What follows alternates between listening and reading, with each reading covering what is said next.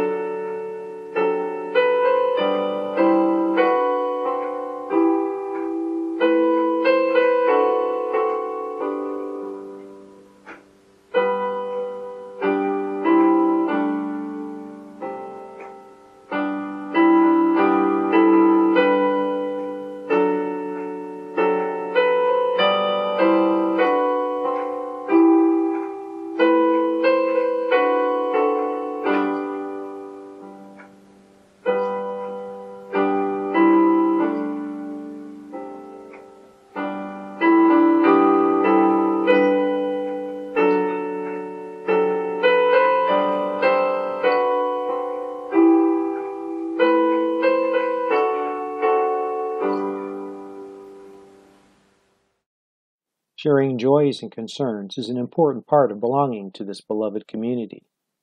Our caring network will collect them during each week. Then on each Sunday, we will read what has been received since the previous Sunday. Please email or text your joys and concerns to Dinah Rowe, our Caring Network Coordinator. Her email is ramblinroes22, RAMBLINROES22 @yahoo.com. Her cell phone number is 909-645-2885. Dinah's phone can receive texts, but it has been having trouble receiving phone calls. If you wish to talk with Dinah, please call Bill Rowe's cell phone, 909-835-5467. A concern, when shared, is divided. We place a stone in our water chalice for all the concerns we have. Know that we support each other. A joy, when it is shared, is multiplied. We place a stone in our water chalice for all the joy we have. Know that we celebrate together. Our next hymn is Come Sing a Song with Me. Please rise in spirit.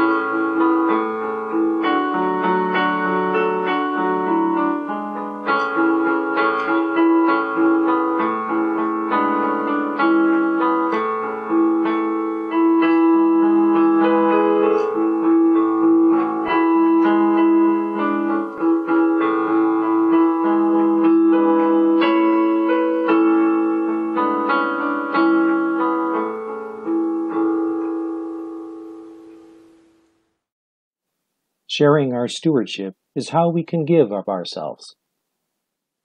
A word of caution. Several churches have had members receive scam donation emails pretending to be from their church or their pastor. If you receive an email asking for a donation, please verify that it did come from our church. Do not click on any link in the email, and do not reply to the email. Send a separate email or give a call to our church office. The church office email is admin@uuchurchofriverside.org. The church office phone is 951-686-6515. We take 3 types of collections every week. The first 2 are for our Riverside community. We collect dry good food items for the food insecure, such as pasta, granola bars, crackers, and powdered milk. We also collect hygiene items for anyone who needs them, such as toothbrushes, travel-size soaps, shampoos, shaving kits, and socks. Our Social Justice Committee distributes these in front of our church every Thursday morning. Please email the church office to make an appointment to bring the food and hygiene items. Great Lakes script cards and Stater Brother cards can also be donated to help purchase food and hygiene items. You can get these through our church office. Once again, the church office email is admin@uuchurchofriverside.org. Our third collection is Sharing Our Treasure. This offering is how we fund all that we provide to our congregation and our neighbors. It is also how we care for our beloved and aging church. We have several ways that we can accept your donation. You may mail your donation to the church office. Please, no cash.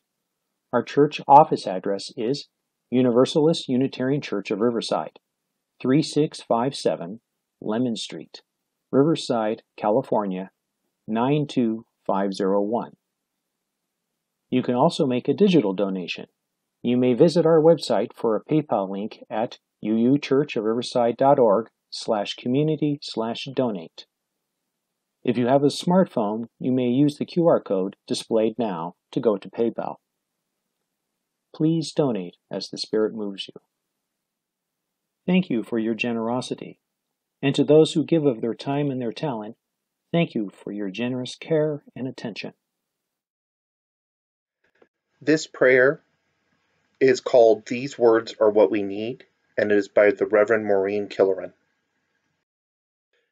This is a prayer for all who are fearful about the economy, about the fate of our country, health care for yourself or your children, for all whose heart aches at the injustices being done to others in our name, for all who fear for the survival of the planet, for all who fear whether or not they will be allowed to enter, or to leave, or to remain. We make this prayer for all who deal daily with failing health, difficult diagnoses, challenging treatments, or healthcare routines. For all who struggle with difficulties at school or work, for all who are facing hard decisions, and for all who are living in challenging relationships. We make this prayer for ourselves, for all the fears and concerns, the joys and celebrations. We make this prayer for the children, for their future, and for the every blooming possibility of spring. We make this prayer to hold in our hearts all the precious blessings of our lives. We make this prayer not because we expect it to make the world turn or change. We make this prayer to remind ourselves of who we are, of what life is, and how important love can be. We make this prayer because these words are what we need. Blessed be.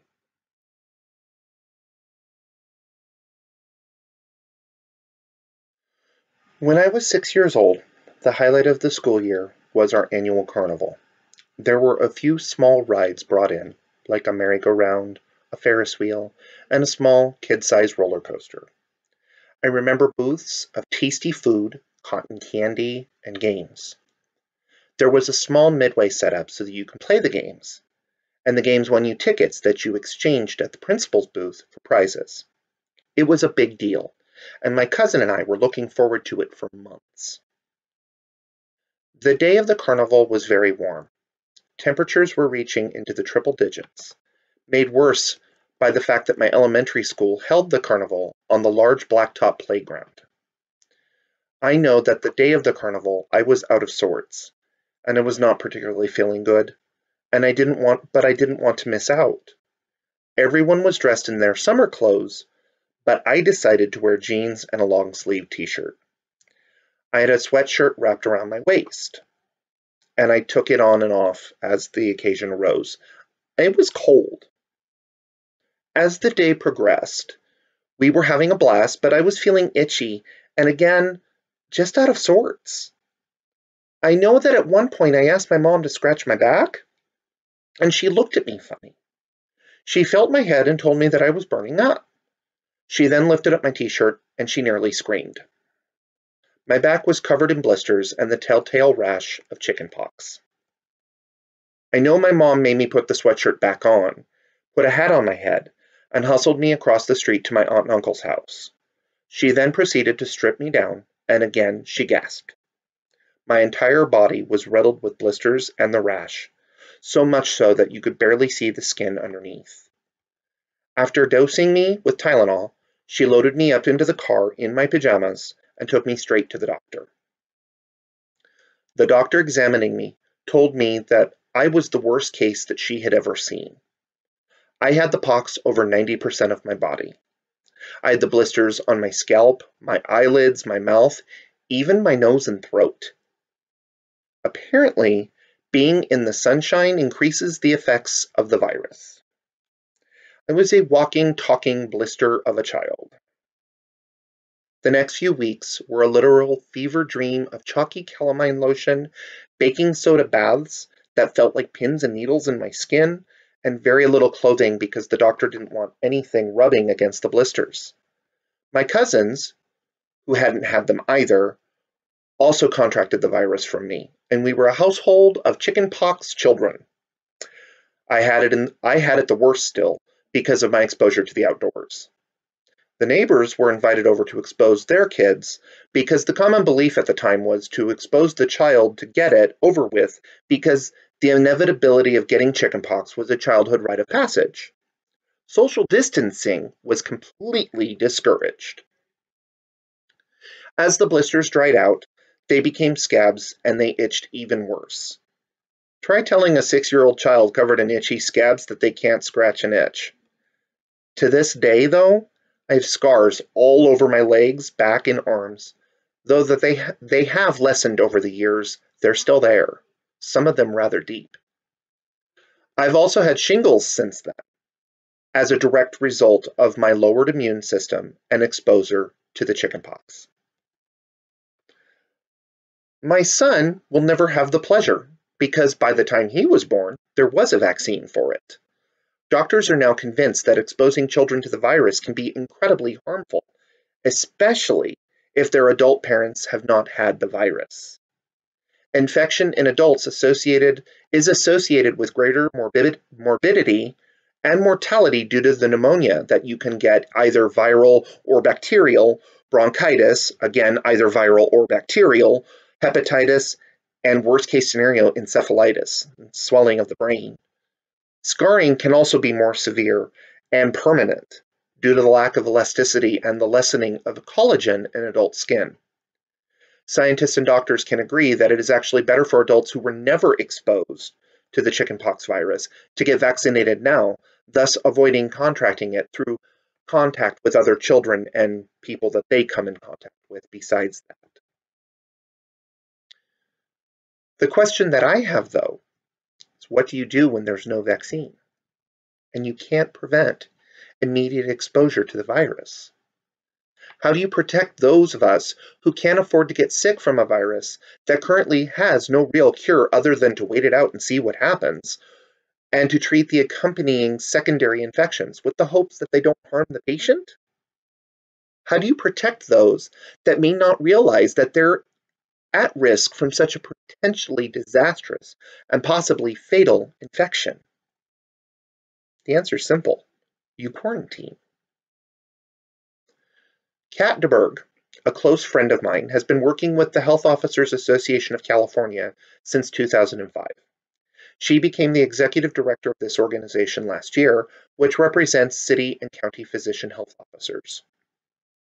Earlier this month, when the COVID-19 virus was making headlines, she posted this on Facebook, which I use with her permission.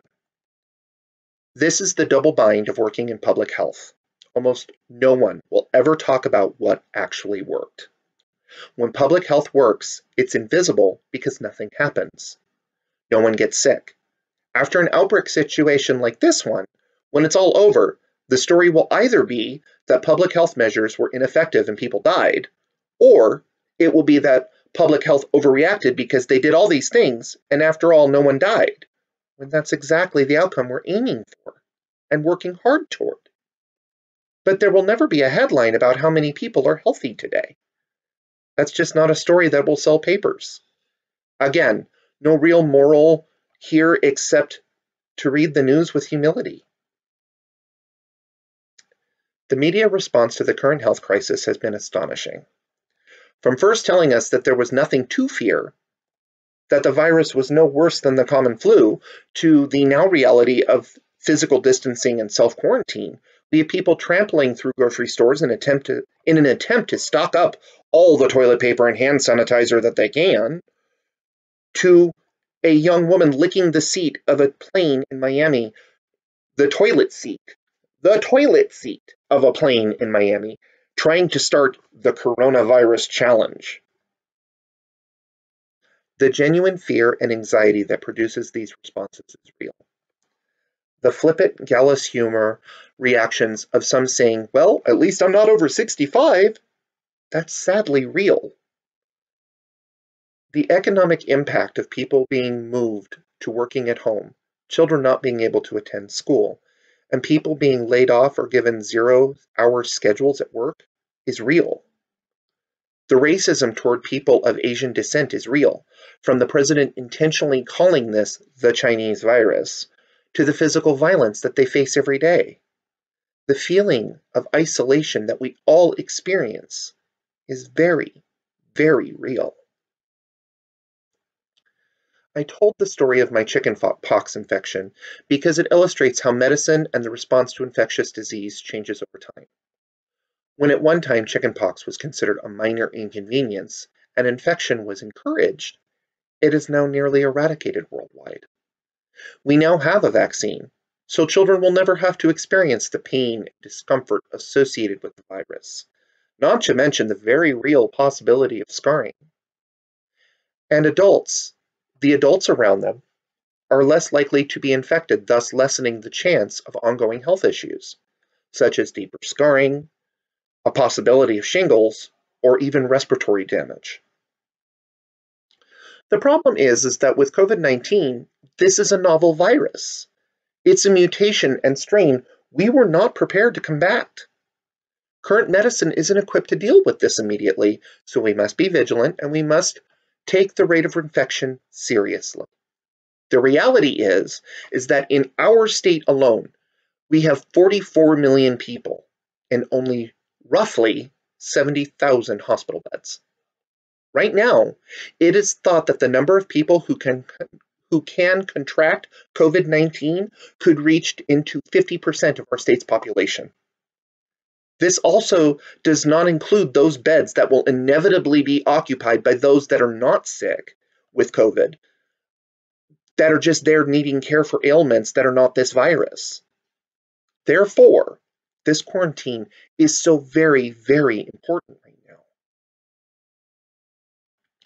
I'll be honest, I'm just as scared, confused, and frustrated as the next person.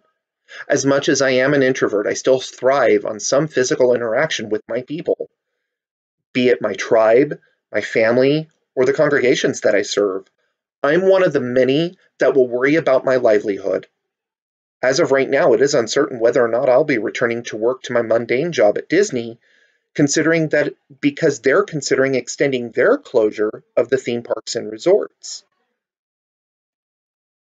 Theologically, the stories of pandemics and plagues are frightening, and to be honest, when I was doing my research, they were just doing nothing but adding to my anxiety. The one, though, that I was most drawn to was the story of Hercules. Hercules was a demigod, the son of Zeus and Alcmene, conceived through deceit because Zeus disguised himself as Alcmene's husband, Amphitryon. Throughout his life, Hercules was plagued by the wrath of Hera, the goddess of marriage and Zeus's wife. The story of Hercules that resonates with me, though, the most right now, is one of him as a young man. He found himself confronted by two large goddesses. One, a beautiful and alluring woman, who was called Kakia, although she claimed that her friends called her Happiness. She hurried to get to Hercules so that she could speak to him first. My dear Hercules, I find that you were very much divided in your thoughts upon the way of life you ought to choose. Be my friend and follow me, and I will lead you into the possession of pleasure and out of the reach of pain, and remove you from all the noise and disquietude of business. Come along with me into this region of delights, this world of pleasure, and bid farewell to care, to pain, to business. In short, Kakia, or Vice, promised an easy, pleasant, and luxurious path to happiness without any hardship. Hercules, was then approached by a second goddess called Ariete, a naturally beautiful and humble-looking woman. She told him that her path would be long and difficult. Hercules, before I invite you into my society and friendship, I will be open and sincere with you. I must lay down this, as an established truth, that there is nothing truly valuable which can be purchased without pains and labor. The gods have set a price upon everything real and noble, every real and noble pleasure. In short, if you would be eminent in war or peace, you must become a master of all the qualifications that would make you so. These are the only terms and conditions upon which I can promise you happiness. In short, Ariete, or virtue, predicted a tough path with great losses and sufferings that would require hard work and facing many hardships. And most importantly, that nothing that is really good and admirable is granted by the gods to men without some effort and application. Hercules chose the path of Ariete, virtue, and was not seduced by Kakia, vice. He chose to suffer and go through the indignities, such as the legendary 12 labors of Hercules, and he did so willingly. His inner strength to endure such hardships makes him an inspirational figure and a symbol of stability amid chaos, even if that chaos was caused by himself. So the way I look at it is, even a demigod had his struggles with bad days. Hercules was like a superpowered everyman with all the difficulties we average people face every day. If a hero can struggle, then we can struggle too. Life is supposed to be hard. It brings with it the reality that the fruit of the work or the labor is that much sweeter. Viktor Frankl, a Holocaust survivor, once said, What is to give life must endure burning. This quote is a great summary of the story of Hercules, and it gives me a lot of strength in the moments of darkness. Life is still hard, but I can endure it better because I know it's supposed to be hard. The pain and struggles that I experience don't go magically away. Nobody takes them and waves a magic wand and makes them go away. But they feel less like a burden and more like a challenge that I have to go through. So, while we sit in our self-quarantine, let us use this time as one of reflection, but not one of isolation. We have wonderful technologies that will allow us to reach out to each other in many, many ways. Let's continue to physically distance, but not socially distance. Use this time to create, whether it be through crafting, writing, or creating art. Let's share and celebrate those creations as a testament to our tenacity as human beings. Because remember, the seventh principle. We're all part of this interdependent web of which we call life. Let us remember that. And whether or not it's chickenpox or COVID-19, science will eventually lead us to a path of healing and recovery. And for goodness sakes, please stay home, stay inside, and wash your hands. May it be so. Our closing hymn is Now Let Us Sing. Please rise in spirit.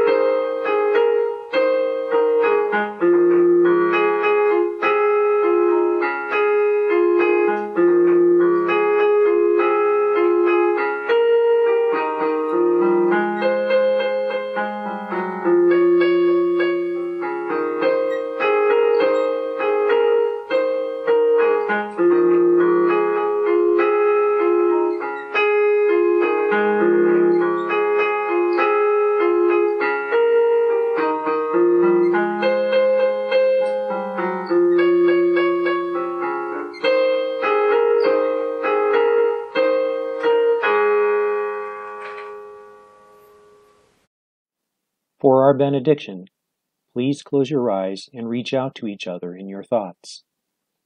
Feel the connection between us, the interconnected web joining us as a community, a church family. Our benediction today comes from The Promise and the Practice, benediction number 1 by Rebecca Savage. Spirit of life, Spirit of love, we have gathered under the banner of a shared faith. We are born of a welcoming grace that extends and receives love. We are touched by the ways we have fallen short of who we strive to be. And yet, we are here. We are reborn, forged by a greater courage. Let us move from this place, encouraged and refreshed for the journey ahead. And with that I say, Amen, Shalom, Salam, Namaste, and blessed be. Thank you so much for joining me, and I wish you all the very best for the coming week. Please find important information and links, including those given in this video, in the video description below. Thank you.